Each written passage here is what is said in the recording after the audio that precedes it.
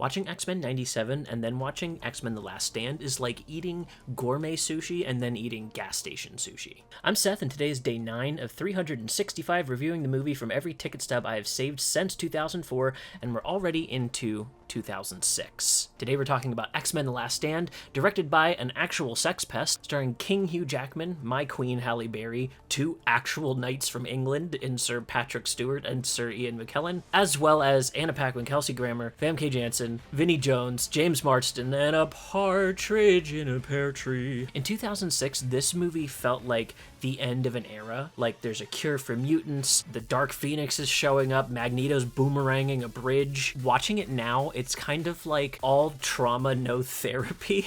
They kill Cyclops off screen, Jean gets reduced to basically being a haunted plot device. Somehow this one cannot ascribe to being as gay as X-Men 97, even though everything is here for it to be. Let's jump into X-Men The Last Stand.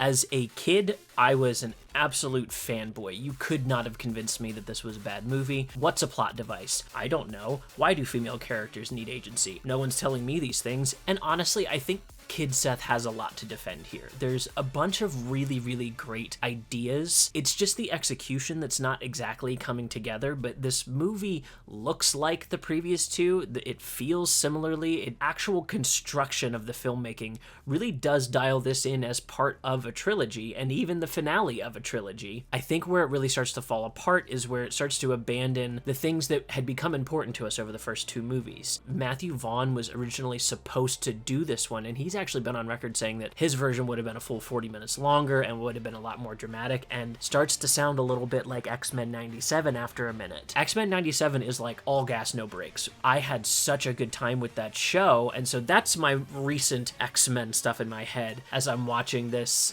last night for the review. My adult review on this one, it's not aged well. You may want to go to Letterboxd to see what my actual score ends up being. I would much rather spend this episode talking about things that I really like versus things that I don't like. I think concentrating on the aspects of this movie that have not held up over the years, including some of the filmmakers involved, we don't have to dwell there, and I would much rather talk about the excellent filmmaking on display and really celebrate the cast and crew and what they came together and made here. Without further ado, I think the three best aspects of X-Men The Last Stand, being it's the third movie, it gets three of them. We finally got the Juggernaut on screen.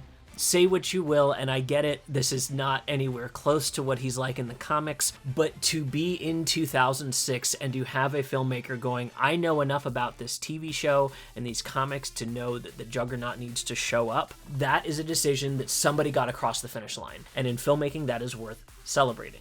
Number 2, we also get our first on-screen Sentinel, kind of. This could have been fleshed out more. It does get fleshed out more in Days of Future Past, but not well enough in my opinion. I prefer this Sentinel to the Sentinels in Days of Future Past. When you're going to the theater and so far they have not adapted a ton of the material that you know, and you're first starting to see it get adapted, this is how we end up having movies like Deadpool and Wolverine. A movie like that exists in Celebration, and even goes back to celebrate even this movie, which I thought was amazing. The entire history of the Fox run on the Marvel stuff is not just an experiment, but was actually laying the groundwork for how we make these movies today. Again, Kevin Feige's here for the show. Kevin Feige is showing up in the backgrounds already at this point, and that's a name we know is the head of the MCU now. So I think it's really interesting that even back at this time, you can see the first cogs of the Marvel machine falling into place. And we'd get Iron Man not 2 years after this, and that felt like it could have existed in the X-Men The Last Stand world. Watch those two movies back to back. The filmmaking on display is very, very similar. Now, Jon Favreau has a much broader and loosey-goosier filming style, which I think is why Iron Man ends up feeling so much more fun and less dragging than X-Men The Last Stand. There's a lot here to like. Honestly, a longer movie probably would be apropos. There's really deep stuff in this, coming into that mutant meeting, talking about having a mark, and Ian McKellen gets that fucking badass I was marked once and it'll never happen again. Just calling back to the opening of the very first X-Men movie. Calling ahead to an X-Men movie that doesn't exist yet, that we're going to continue that through line and that aspect of the character into future movies. X-Men The Last Stand does stand on its own within the superhero movie domino effect, if you want to call it that. Is it worth a revisit? If you're watching the trilogy, maybe, but I mean, if I'm stopping through the old X-Men movies, it's X-Men 2.